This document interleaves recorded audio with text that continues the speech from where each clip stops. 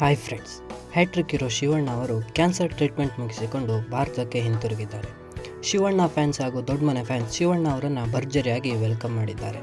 ವೀಕ್ಷಕರೇ, ಇದೀಗ ಅಭಿಮಾನಿಗಳ ಆರಾಧ್ಯ ದೈವ ಅಂತಾನೆ ಕರೆಸಿಕೊಳ್ಳುವ ನಿಮ್ಮೆಲ್ಲರ ಪ್ರೀತಿಯ ಡಿ ಬಾಸ್ ದರ್ಶನ್ ಅವರು ಶಿವಣ್ಣ ಅವರನ್ನು ಮೀಟ್ ಮಾಡಲಿದ್ದಾರೆ ಎನ್ನುವ ಮಾಹಿತಿ ಕೇಳಿಬರ್ತಿದೆ.